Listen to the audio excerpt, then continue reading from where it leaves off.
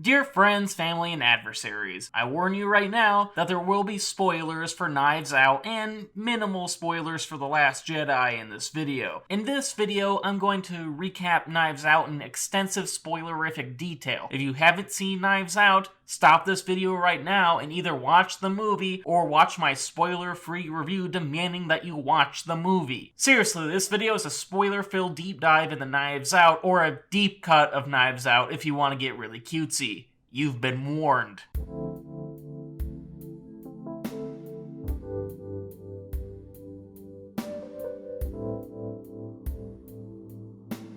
Knives Out as a film can't be artistically interpreted fully without understanding Star Wars: The Last Jedi and the controversy surrounding it. As director Rian Johnson's first film since his 2017 Star Wars epic, Knives Out often acts as a cinematic response to The Last Jedi's harshest critics, with a lot of those said critics being internet trolls and fanboys who feel entitled to having Star Wars be theirs in a specific way, even though they aren't creators, actors, producers, George Lucas, or even caterers.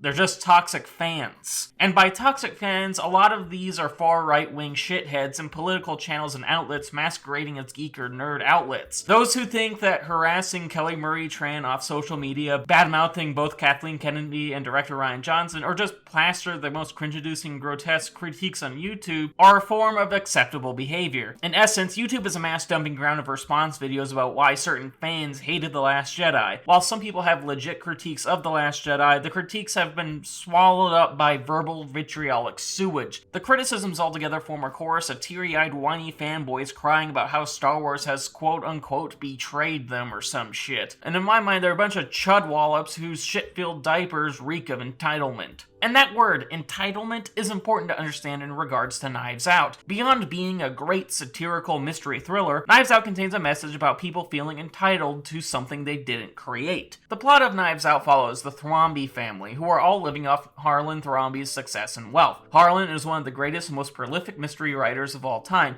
and his death, despite being labeled a suicide, is suspicious to where Daniel Craig's private detective Benoit Blanc gets involved. For the first third of the movie, Blanc interviews the Thrombey family, who had all received financial or career support from Harlan's money in some way or another, all with the exception of Harlan's caretaker nurse and Ana de Martis' Marta Cabrera. Don't worry, we'll get to her in a moment, she's great. The movie presents the family like parasites who are A, either dependent on Harlan's fortune via monetary favors or business investments, and or B, abuse Harlan's trust, i.e. various affairs, or in the case of Chris Evans, just being a complete jerk. All these characters are pretty terrible to one extent or another, with the exception of the already stated hardworking nurse Marta Cabrera, who genuinely really liked Harlan until the day he died. As a result of these familial shenanigans, a week prior to Harlan's death, he altered his will. Instead of the usual doling out of, the estate and money to his relatives, he decided that when he died, he would give everything to Marta. And I mean everything. The money, the publishing rights to his books, the business to those said novels, the house,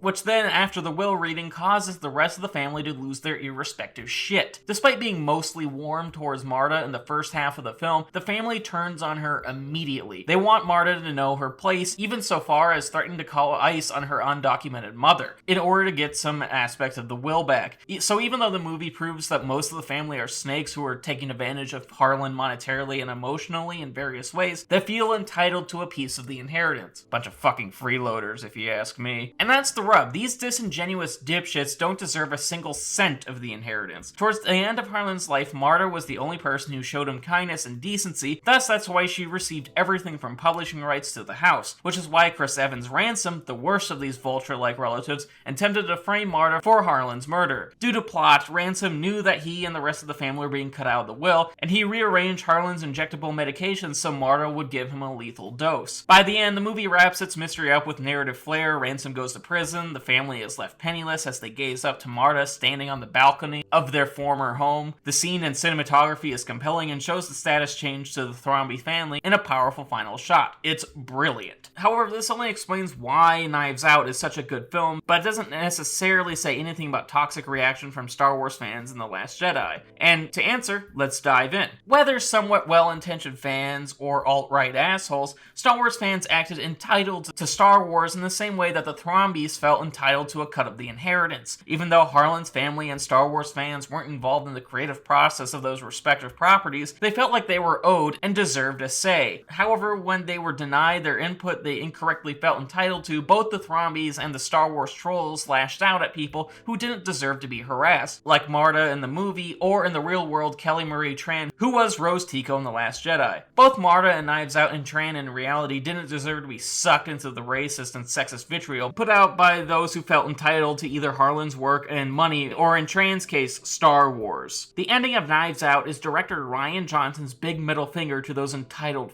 fuckers. In Knives Out, Marta is proven to be innocent and to be a hard worker and good nurse who was a sweetheart and deserved more than how the Thrombies treated her. She didn't do anything wrong, just in the same way that what everyone involved in the creative process of Star Wars and The Last Jedi didn't do anything wrong. They were nice, good people who deserve to be treated with decency and respect. They deserve to create their own vision of Star Wars. In Knives Out, Marta inherits the keys to Harlan's publishing empire as if it were the keys of the house.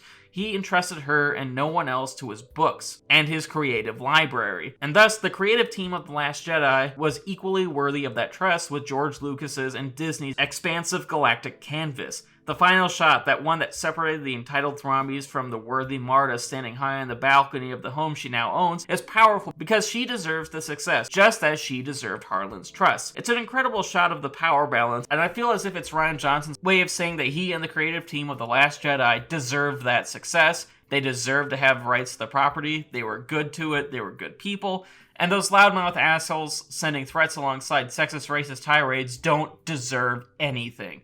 It's among one of the greatest cinematic fuck yous I've ever seen, and it's awesome. Hey y'all, I'd just like to thank you for watching this video. If you liked it, please like, share, subscribe, comment, ring the bell.